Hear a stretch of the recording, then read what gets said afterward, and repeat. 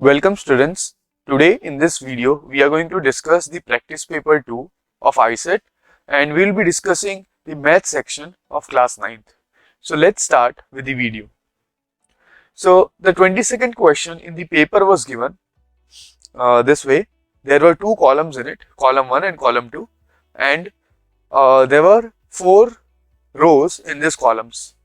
In every column there were 4 rows. Okay, so in the first row it was given an irrational number between root 2 and root 3's. Now see, in this type of question, what do you need to do? You need to pick up an easy question, okay, and you need to match it with the correct option, okay, and see that in the options given below, which will help you in getting the answer faster. So I will show you how that is done. See what is given. Okay, what can I do? See, I would pick up this question.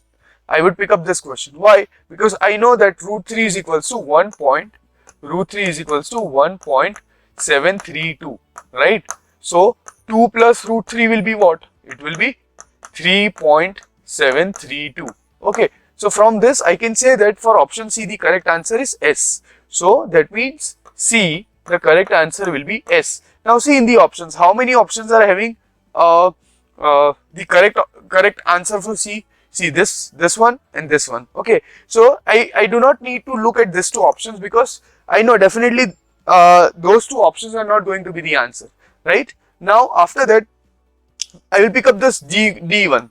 Okay, so D is what? Rationalizing factor it is asking, and we know that 2 plus root 3. If you want to rationalize this, we will have to multiply it with 2 minus root 3. So the rationalizing factor of 2 plus root 3 will be what? It will be 2 minus root 3, and the option number Q is the correct match for D. Now let's see D, rationalizing factor Q. So correct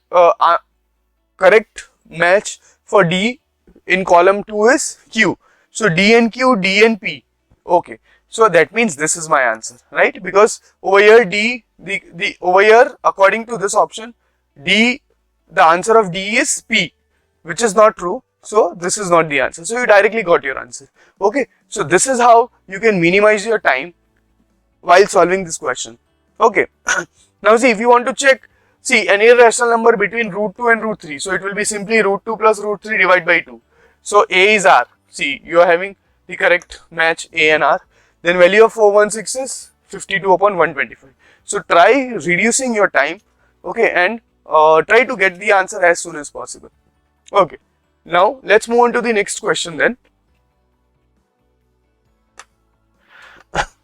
Okay, in this question, what is given? See, it is given that consider the following statement. What is given? If a sum of money is lent at simple interest, okay, then the money gets doubled in 5 years. Okay, so there are basically 3 statements given, and we have to check which statements are correct. See over here it is written that which statement is correct. Okay, so what we will do in this, if a sum of money is lent at simple interest, so I will assume that the money which is lent is say 1000.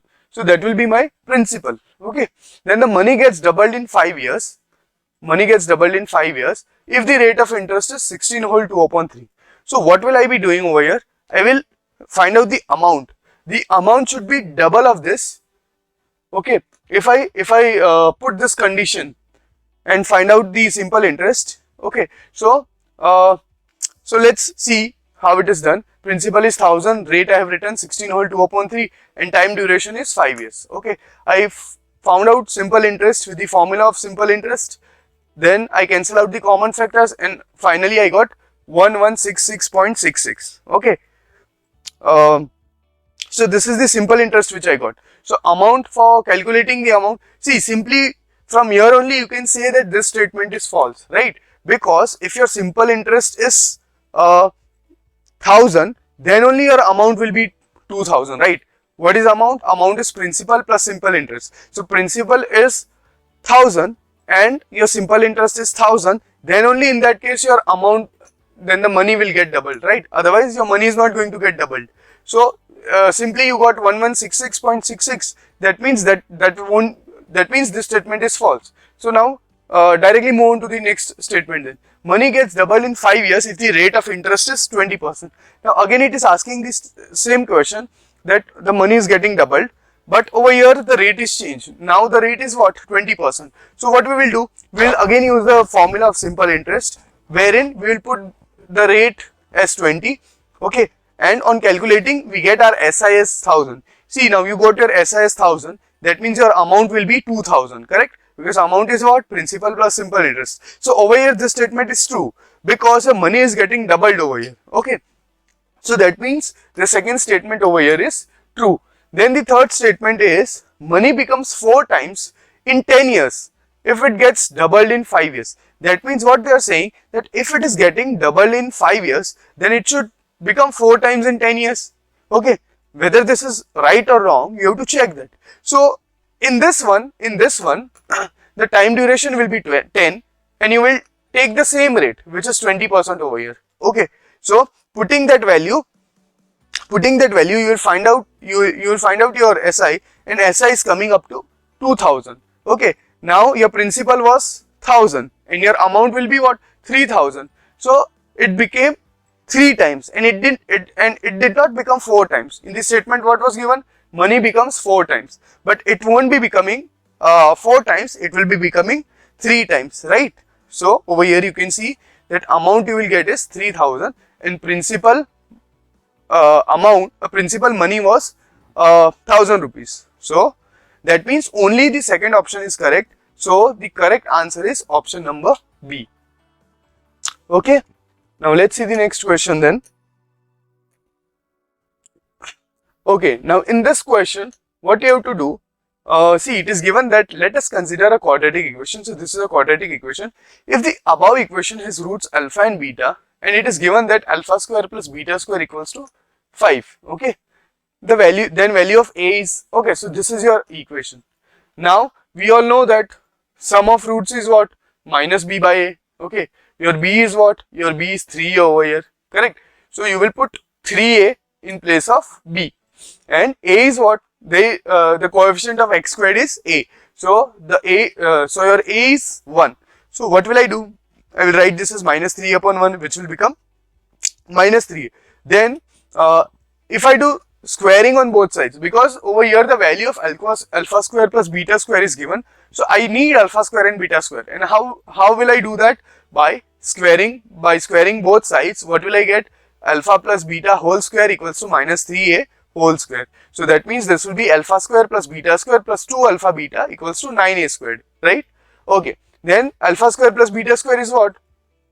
5, it is given. So I will substitute this with 5. So it will become 5 plus 2 in brackets alpha into beta. Now on the other hand, we know what is alpha into beta. Alpha into beta is c upon a. C upon a means what is c? Ca is 2a squared. So 2a squared upon 1. So that will give me 2a squared. So I will substitute alpha and beta with 2a squared. So that is why I have written 2a squared over here equals to 9a squared. On further solving this, what will I get? 5 plus 4a squared is equals to 9a squared. This plus 4a squared will go on the other side and it will become minus 4a squared. Okay, so 9a squared minus 4a squared will give me 5a squared equals to 5. So my a squared is equals to 5 upon 5. When I cancel out the common factor, it will be 1. So my a squared is equals to 1. That means the value of a is what? A is under root 1. So that means it is okay, plus and minus under root 1. Okay, so therefore the answer will be plus and minus 1. Okay, so the value of a can be plus 1 and or minus 1 it will be. So the correct answer over here is C, plus 1 and minus 1. Now going on to the next question. Now in this what is given? See, consider the following statements, and in this we have to state that which of the statements given above is or are incorrect. So which one is incorrect, we have to see that. Okay, so first statement is what? See, only one line can pass through a point. This is absolutely wrong, because see, if this is your point, this is one line passing through it, this is another line passing through it, this is another line passing through it, and likewise there are too many lines which can pass through a single point. So the first statement is absolutely false. Next statement is, if two circles have equal area, then their radii are equal, right? This is also true, because see, when can we say that the two circles are congruent? If they have equal radius, and if they have equal radius, then they have same area. So the second statement is correct, that if two circles have equal area, then their radii are equal. And also you all know that the formula of area of a circle is pi r squared. That means the area depends upon the square of the radius, right? So that means it is directly proportional to the radius. So if the radius changes, then definitely the area will change, right? So the only condition for equal area will be that the radius of the two circles should be equal. So that means second statement is true. Next, it is given that a terminated line can be produced indefinitely on both sides. A terminated line means what? This is a line. A terminated line means a line segment. Basically, what does it mean? It means a line segment. So if this is a point A and if this is a point B, and if I want to produce this on the other side like this, I can do that. Even if I want to produce this on this side, I can do that, right? So this one is also true. Then the last statement is there are infinite number of lines that pass through two distinct points. Now this is not correct, because when I give you 2 points, only one line can pass through it. Okay, there is no other line which will pass through both these points. Okay, so remember this. There are over here the statement is given there are infinite number of lines that pass through two distinct points, and this is false because only one line can pass through two distinct points. So if we see, only second and third statement is correct. Okay, only second and third statement, oh sorry, over here it was asked which one is incorrect. So first and fourth is incorrect. So that is why the correct answer will be option number C. Okay, so option number C is the correct answer to this question. Now, okay, now we will see the 26th question. This was an easy question, and let's have a look at it. Now what is given? From each corner of a square of a side 4 centimeters. That means this is 4 centimeters. Now you know that this side is 4 centimeters. Okay, this side is also 4 centimeters. It's a square, so all four sides will be equal, right? And what is given? A quadrant of a circle of radius 1 centimeter is cut. So this is a quadrant of radius 1 centimeter. Okay, 1 centimeter is cut, and also a circle of diameter 2 centimeter. So if diameter is 2 centimeter, therefore the radius is 1 centimeter again over here. Okay, and notice one thing.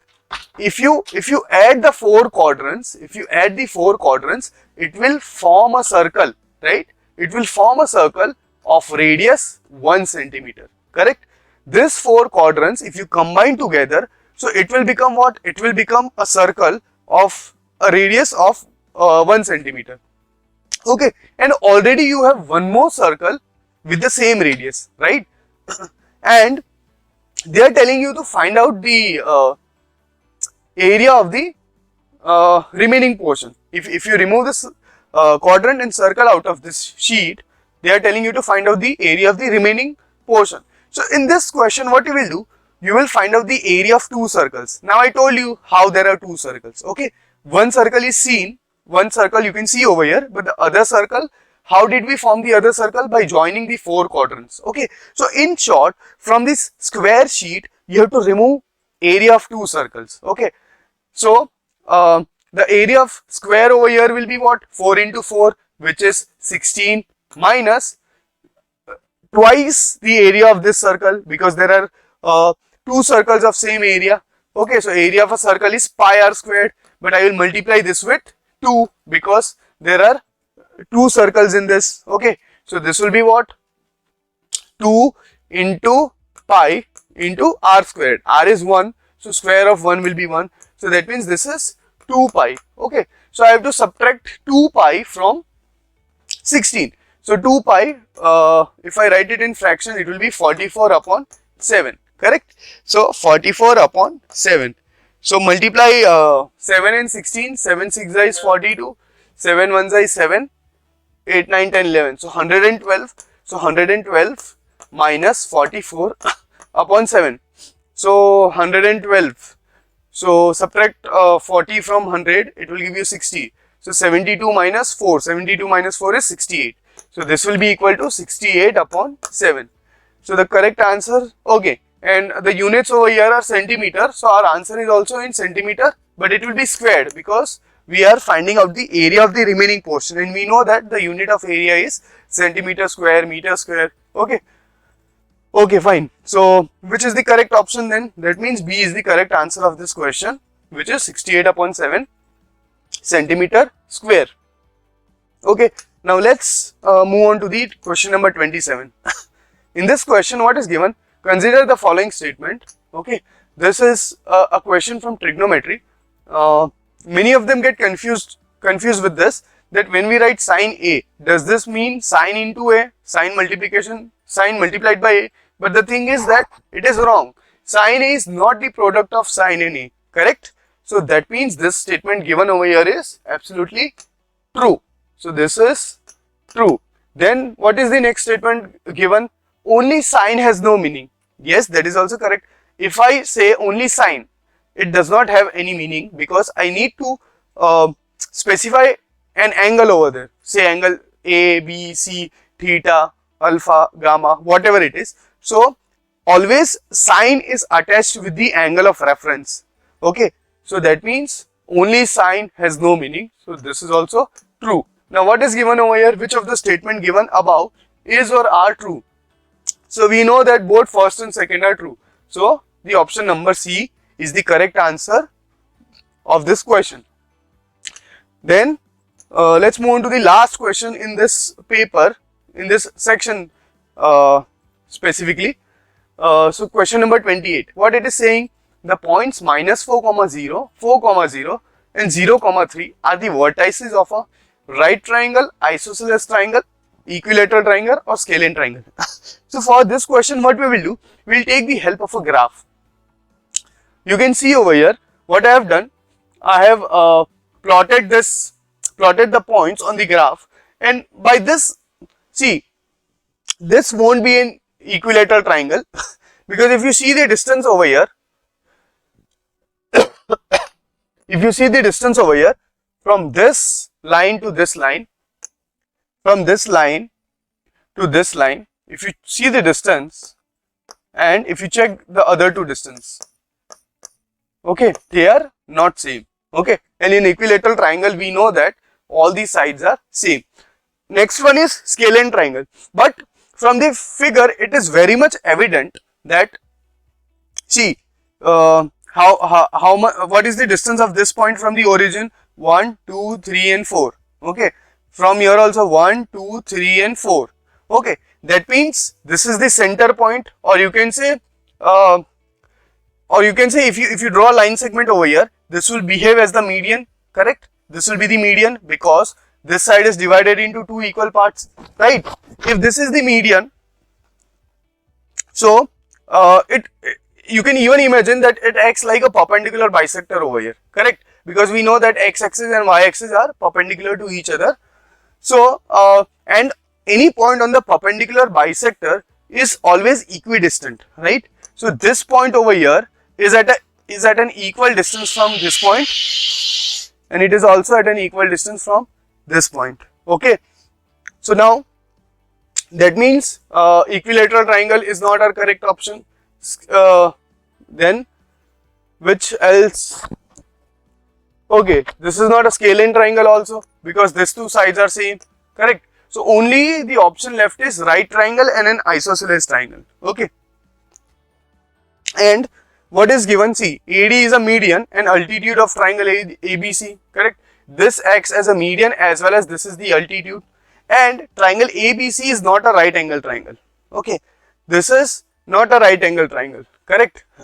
because see, for this triangle to be a right angle triangle, this length is how much? This is 4 and 4, this is 8. Okay, this length, okay, this length and this length are equal, right? Okay, so we apply the distance formula. On applying the distance formula, if we find AB and if we find AC, we can see that the distance AB and AC is same, that means these two sides are same. And so when the sides are same, what do we say? If two sides are same in a triangle, we say that it is an isosceles triangle. So the correct answer to this question was option number B, isosceles triangle. Okay, so I hope you all have understood all the questions in this section.